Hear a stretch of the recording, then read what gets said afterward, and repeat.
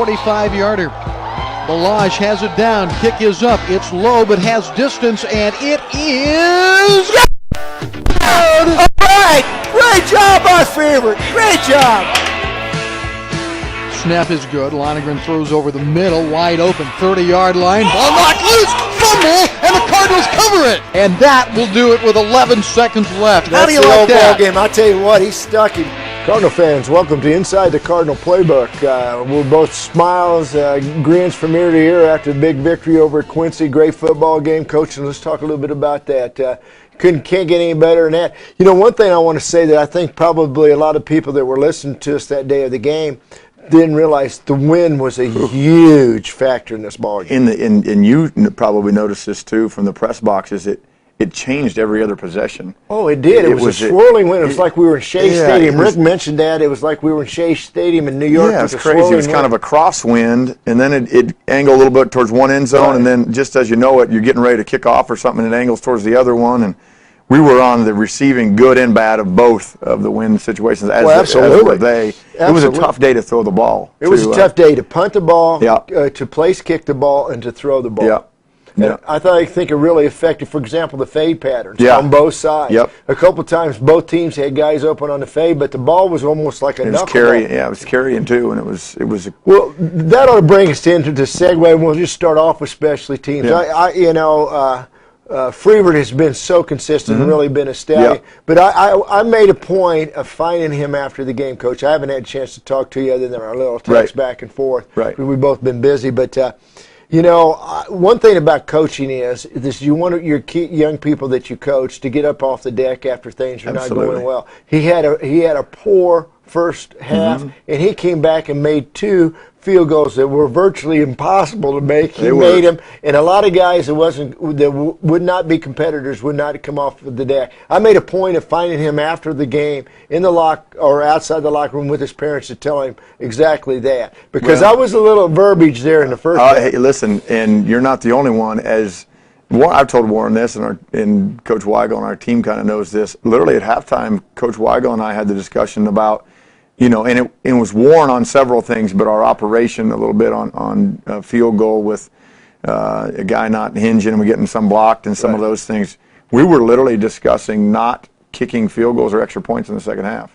That was a conversation that was had, and I went into the second half with that mindset. And the wind played into that too. So there was a lot of things. It wasn't all Freeberg. Right. There was a lot of things, and we get into that field goal situation in the second half, and I think it's 4th and 6 or 4th and 7, and it's a 38-yarder or somewhere in that ballpark. And, for whatever reason, it clicks in my head, you know what? This would be a long 4th down.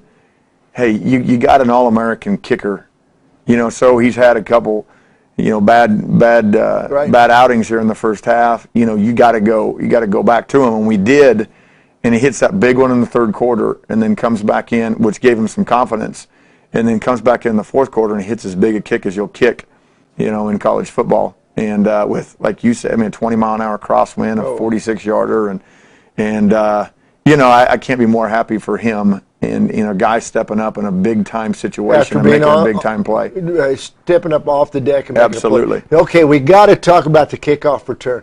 If the ball goes in the end zone, we may not get the opportunity to drive to get the field goal. The ball, for once, we have sat here game after game and talk about breaks. We cannot complain about this one. No. Because that ball all of a sudden stopped right at the goal line, came back, and Mullins picks it up and about takes it to the house. We were in a team meeting talking about the game, and, Anthony, and I made the point, this is a big-time play at a big-time situation where we needed a big-time play that he made on that kickoff return. And I said, and what you guys don't remember maybe is 2 weeks ago he fields one deep in the end zone and gets his tail end chewed by the head coach and special teams coordinator about not, being smart and making smart decisions. And I said, Anthony, I guarantee you that was going through your head, wasn't it? And he said, yep. But it never went in the end zone. He picks it up and goes and does what he can do. And we haven't been able to get him out he can run, in the open, but we did a couple times yesterday or the other day, and he can run. Yeah. And, he almost I think he's going to score. When I see him cross the 50, I think he's going to score. And, a couple guys had angles and some different things, and we get the ball back to around the 30-yard line. Right. And And that was a huge play in a situation when we needed a huge play, and we had a guy go do it. Well, we were so fortunate because, like I said, the ball actually stood up on end. It was going to go into the end zone. You saw the same thing I did, Tom, and it rolled back out. But they shut down in their lanes a little bit. They were backing off the throttle, which really helped us as well. And then we were able to gash it, and, like you said, he about took it to the Once he got past the first wave, it was one safety on the backside and the kicker to beat, and they had some angles. And of course, we're all going to give him a hard time about getting knocked out of bounds by a kicker. Yeah. But he was a great play for a true freshman in a big-time situation. Well, let's talk a little bit, too. Such a positive victory on all three phases of the game. But like me and you talk about, that's how you win football games. All three phases. We know, just kind of like the Kansas City Chiefs, we have a real small margin of error. Right. We didn't have any errors as far as that's concerned. We obviously made mistakes, didn't execute everything perfectly.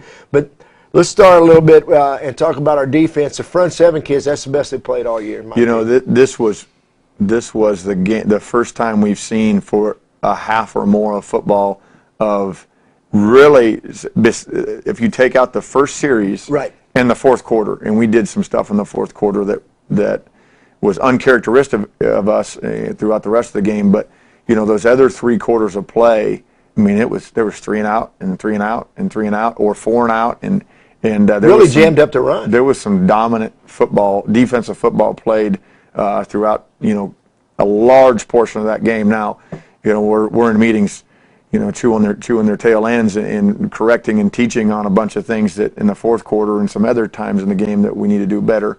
But that's part of the game. These are the nice thing about after wins, you can go be critical, and guys are gonna bounce back and handle it the right way. And sometimes you get more learning done after a win than you do after a loss. And that's what we're working towards this week in all phases. And special teams, we had our frustrations, on our extra point and field goal units in the first half, but we blocked a punt for the first time in a long time. We've been so close for a touchdown. We blocked a punt for a touchdown early in the game, which was a huge momentum thing.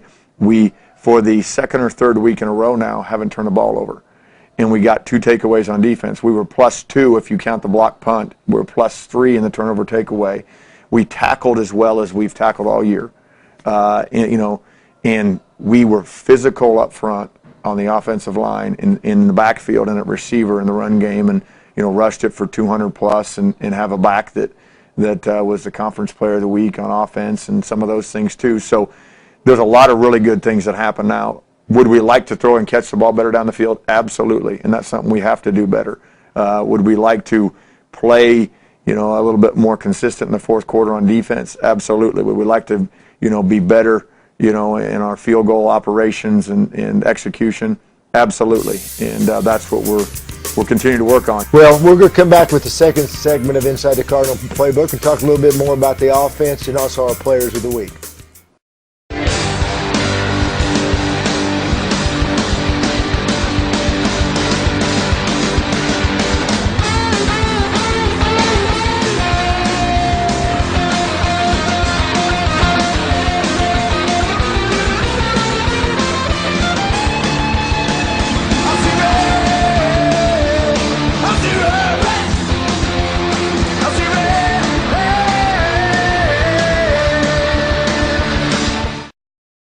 Tanner's is new to Liberty, just south of the Highway 152 and I-35 intersection. Their happy hour specials every day are served from 2 different areas, and the patio section is now enclosed for meetings or other gatherings. Join us home football Saturdays for the Cardinal Live postgame show with head football coach Jared Cruzy, and come in any day for food specials in the spacious dining area. Tanner's of Liberty, just south of the Highway 152 and I-35 intersection.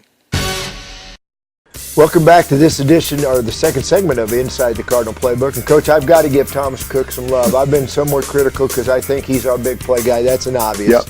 Yep. He's a home run guy. That's obvious. I think he's a good player. That's an obvious. Yep. So when I criticize, it's because I want him to do better. Yeah. But I want to tell you, Saturday he played, and you want to talk a little bit about some of his play. Yeah, the whole offense did a nice job. But I thought the whole thing, when he made the long run early, gave us the confidence that me and you talk about every week. Yeah, it's play 4, I believe, in the game. Yeah. Play 4 or 5, and he did a really nice job on Saturday of staying downhill on a lot of things. And then that one, he had an opportunity to bounce because the end kind of sticks his head inside and he bounces it. And and just like you said with him, he's got the ability to be a get it over with guy. Mm-hmm. And he did. And that touchdown early was big. And we talked about, how much more physical we played up front. And I know you're going to get to talk to Coach Webel here in one of these segments too. And you can talk more with him about that.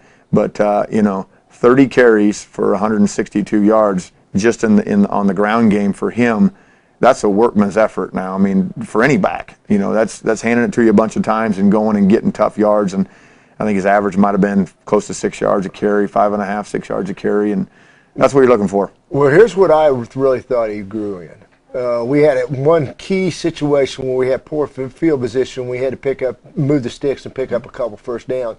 He picks up 4 on first, he picks up 3 on second, and he gets 3.5 on third. Yep. But all of it was between the tackles. Yep. And I'm saying he's really grown. He is seeing some of those things. Given the opportunity, we're going to have Mark on here in the later segment, but the offensive line obviously is getting a lot better. But that's what he has to do. Yeah. Because he's the type of back, if he can really accomplish that, he'll get that home run. Because you know as well as I do, the strong safety or linebacker is going to come down, and he's going to get an angle and outrun him to the corner. Or you know how it is. And defensive guys aren't perfect either. They're going to miss a gap. If you just stay committed and stay disciplined to that approach, guy's going to miss a gap every now and then, or a guy's going to get leverage every now and then, and all of a sudden that's when those big plays happen. Or like what happened on his other one, a guy kind of sticks his head inside and you got a chance to bounce it and get vertical.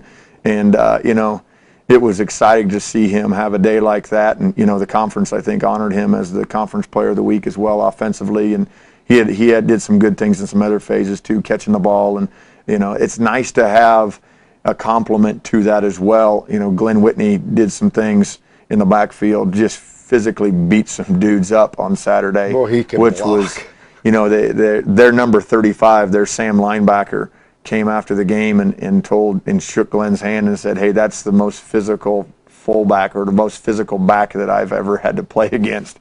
Oh, he's one of those camaraderie things after a game. He's a headhunter. I'm telling you, he gets after people. I love your diamond formation. Oh, and then Derek Strez comes in there and makes some big plays, catches out of the backfield. And he made a big call in that ball game was and everybody was complaining on our side, your opposing side there. But that was definitely pass interference. He ran a little wheel route down the sideline. Yep. And the corner or the linebacker had a hold of his inside arm the whole time. No, he's been doing some really good things, and it's nice to know you have that compliment. Right. And Jared Douglas gets in there and some of that 3-back stuff and 2-back stuff at fullback and just doing some good growth things too as a sophomore. And it's in the backfield right now there's a junior, 2 sophomores and a redshirt freshman, and really we haven't seen him a lot, but Matt Floyd too, another redshirt freshman back there. So it's nice to know that you've got some dudes back there that are being productive and that are going to be around for a while. Well, Sean got to play a lot more this week, and DJ, you used him in different situations. That little pass run option you guys throw the flare with, DJ's really his forte. Yep. He did a nice job of reading that, by the way, and getting the ball to who he was supposed to. No doubt about it. But I thought Sean, showed a little bit more mobility than he has the last 3, maybe 4 weeks. He made, having him out for essentially 4 weeks was hard on us. The unseen things that he does is, a lot of the stuff when we go to line of scrimmage, it's a numbers check, run check run, or run check pass, or pass check run, and getting us in the right plays. He'd sit here and tell you that he wished he'd made some more plays in the passing game, but he did a great job of getting us in the right situations to make plays. And then, it was great to see him make some plays with his feet again. Like we all know and love about him, that he's got the ability to go down and get a first down, and I think he did a couple times the other day, and it was really good to see him get that confidence back and that injury, and hopefully you're going in the right direction there. I don't know if you saw that one run. I know, like I said, we're going to have Mark on, but he buried a linebacker that one time. Well, he's not afraid to square up and find people. He does run like a fullback. Yeah. He doesn't run like a tailback. He runs like a fullback when he gets into second level. I shake my head because we all give him a hard time about it. He's a fullback playing tailback. Exactly. He's a fullback playing quarterback, and so anyway. Real quickly, give us the players of the week. We got a victory, so I know you give those out. Defensively, we had some, and you've been mentioning this the last couple of weeks. We're continuing to get good growth from our young defensive line, and Robert Hurd and Austin Doss had a really good week up there, and Jason Carmichael did some good things again, and Jack Bissonette had a really, productive game, and there's some other guys that were doing some good things too, but Austin Doss really made some plays in his own scheme, and so that's what we went with there. And then we went with, as big a kicks as Warren's were, we went with Jack as a special teams player for all the things he does there, and a big time block punt in a big time situation where we had the opportunity, and he goes in there and makes the play, and he spiked that ball. Yeah, I mean, it was like he's playing volleyball. Yeah, he spanked it. Took it right off the foot, right. and just like you draw it up, and that was good to see. So, those are the guys there, and then young guys that we've got, that guys don't get to see, or fans don't get to see it on Saturdays, or some guys that are redshirting this year and working against the offense and defense. And offensively, we've got a young tight end named Alex Dingus from Shawnee Mission West that won a state championship last year. That's all a 6'7" and 200 and some pounds, and strong and long and athletic, and he's been doing some really good things throughout the week in practice. And then a freshman defensive back out of Bishop Dunn High School in Dallas-Fort Worth area, same high school as Thomas Cook and Eric Jackson. Boy, he had a great week of practice for us too last week, and making plays against the opposing side of the ball during practice during the week, and making us all better. So it was good to get some honors for those guys as well. Well, Coach, we're going to come back and have Marc Webel, our offensive line coach, talk a little bit here in the third segment, and talk about just how much that offensive line has improved. At Poor Boy Oil Company, we want to meet people interested in joining our family. Employment benefits include paid vacations, health care, life insurance, and 401k plans. If you are growth-oriented, flexible, focused on high quality, analytical, and have common sense, you have what it takes. If you are interested in exploring a career opportunity with Poor Boy Oil Company, please take a moment to apply online at poorboyoil.com. If y'all gonna be great on that field, you gotta have a why. You gotta have a reason for why you do what you do. I'm about to come here and blaze y'all. Follow my lead, baby, and we gonna win this thing. What's your why? Why do you wake up in the morning? Why do you put on that jersey? Why do you go out and practice? I ain't about to miss this opportunity. Cardinal fans, welcome back to the third segment inside the Cardinal Playbook, and it's really it's my pleasure to have one of my favorite coaches here at William Jewell, Marc Webel, with us, the offensive line coach. He's a great guy, and one thing, whenever I see him, I always come up and talk to him, just golf tournaments or whatever, and say, where are we at? He never gives me a line of bull. He tells me the truth. But, Coach, I want to give you and your kids a lot of credit. We had trouble and we struggled early running the football. We were a little banged up. One thing about coaching the offensive line, a lot of people don't understand, is that it's a group that is really a together group, and they have to work together all the time. Coach talked a little bit about what we're going to look at before you came on with the different fronts that we're going to face against S&T. But why don't you talk about your kids and how far they've come this year? Yeah, we've shown a ton of improvement this year, and I'm so proud of them. Like you said, every all-line coach wants to be really good at running the ball. Right. And we have really climbed up the ladder with how much we're running the ball and our average per game, and being something that we can really count on. And we've got to keep doing that this week because the team we're playing is very, very they're different, they're unique. And if we can do what we do, it doesn't really matter what they do. We can handle what we need to handle if we do what we do. And that's what we've been talking about all week, is just doing what we're coached to do and doing it consistently. And so it's going to be a big challenge, and we're excited about it. But back to, we've really grown as a unit, because this year we started off early with a lot of injuries. Right. Had a couple guys out. The alumni don't realize that, but me and you talk just about every week. You really have had to piecemeal the first three games, the whole thing together, haven't you? Yes, absolutely. Why don't you talk about that? Yeah, we had two young men, Trevor Goforth and Christian Beard, all step up and play some big minutes for us at the win at Valpo, and then the next week. That I know that they weren't expecting when they came into camp to be those type of guys that had to do that, but because of some injuries, we were able to do that. But we've had Billy Queiser and Jake Hartley on the right side this whole year, two seniors that have been solid, got a great knowledge for the game, and have been there consistently. And you move over to our center, Jake Holloman is a redshirt freshman. There's a ton of potential, strong as an ox, the strongest kid I think we got on the team. And, he's still a little green being a redshirt freshman, but he came in and has done a great job. Logan Winter started last year for us as a true freshman, as his second year. He was banged up a little bit earlier on, missed 3 games, and has come back. And he's just a solid guy that just really solidifies our line. He usually is always in the right spot, and I can count on him not to make a mistake. And then our left tackle, Brandon Kluwer, has done an outstanding job. Unfortunately, he had to miss 1 game earlier on this year. But is a solid guy, a great pass set guy. He's getting much better in the run game. And, we have gelled as a group because, like you said, the line's a team within a team.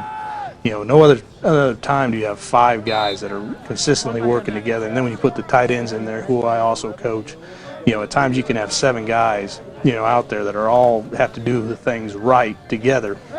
And, I still haven't seen many plays where all 7 of them do the right thing together. But, the more closer we get to that, the better off we're going to be. Typical offensive line coach. That's why I love you, Coach. To me, when I was coaching, and of course I was a D coordinator most of the time, but a head coach, my most important guy was my offensive line coach because that was my weakest area, to be honest with you, and I knew that, and always had to have a strong person there. I was always fortunate to have that. That's why I have so much respect for you, and that's why I always go to you right away because I used to go to them and say, okay, where are we at this week, and look at I think you talk about a union, and you probably ought to mention tight ends, but don't you think really Whitney has kind of become a part of your unit too, because he's such a great. You guys use him basically as a blocker. Yes, and he helps fills a lot of the gaps in your schemes. Am I correct? Oh, absolutely. I mean, we feature him. He's allowed us to run some weak side run game that we hadn't been able to do as well in the past without a solid fullback, and he has come up and he will smoke you, and he will run his feet, and he's a physical guy, and that's what you need in that position. You need a guy that's going to go and just throw his body in there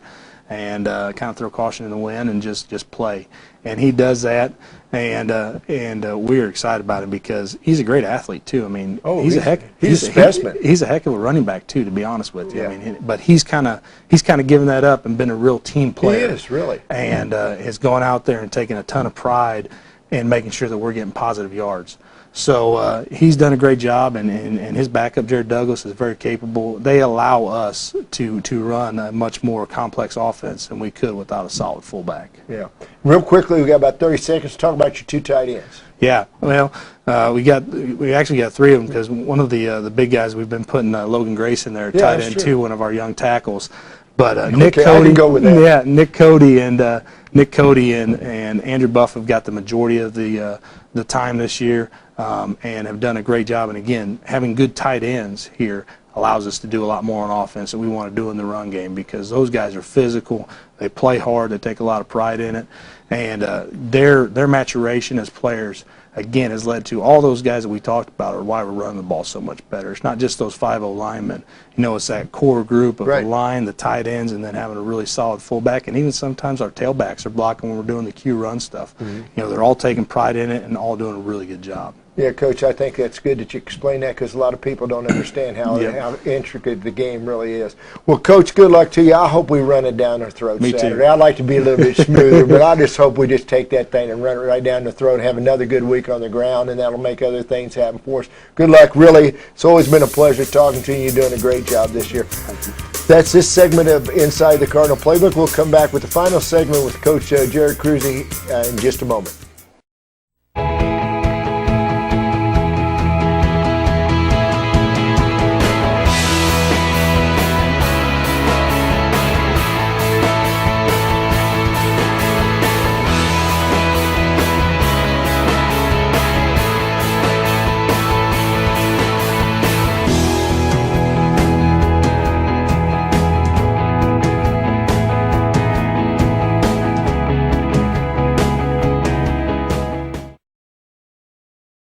I'm a helpful smile in the meat department. My favorite season of the year is grilling season.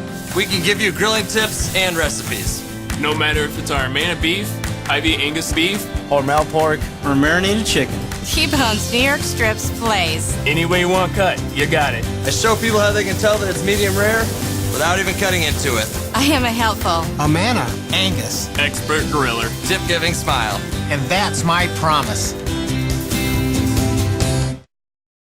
Welcome back, Cardinal fans, to the last segment of Inside the Cardinal Playbook, and we're going to talk about our ball game that we're going to play with S&T, Missouri S&T, at 1 o'clock here at William Jewell, and it will be senior night, or afternoon, I guess I should say.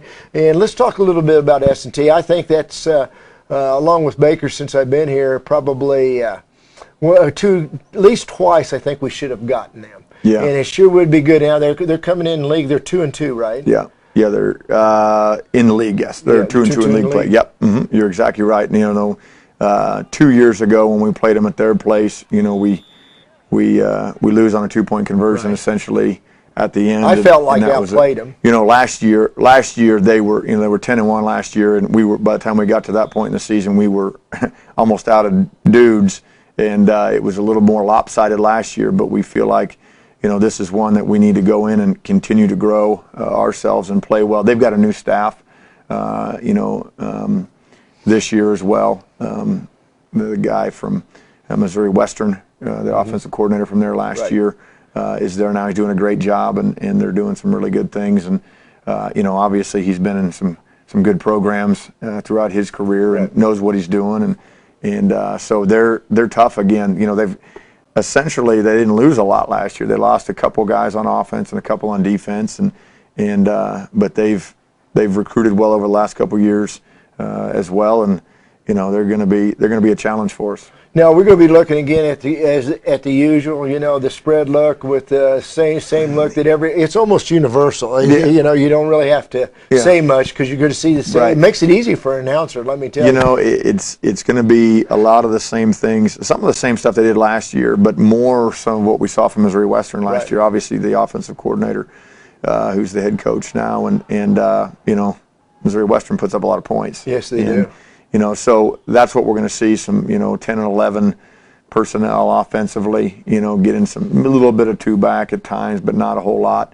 And then defensively, the guy who's recording their defense, I believe, was their defensive line coach last year, continues to be their defensive line coach. And, boy, they do some stuff on defense that's difficult, as it's been the last couple of years. It's they're in and out of different fronts and looks. So they go hybrid fronts, like kind of a hybrid bear blitz with some rotated zone pressures mixed in, and boy, you just never quite know. So they're really multiple on defense. Yeah, you just never quite know where they're going to be on the snap, and how hard that is. That is. in rules and stuff, up front and blocking schemes and protections, to be able to account for numbers one side of the ball to the other, so we'll have our work cut out for us there too. There's they're good at it. They've been in that scheme for a couple of years now, and credit to the new staff there about they've had something good going there the last couple of years. They kept with it, and they're running as well as they ever have, and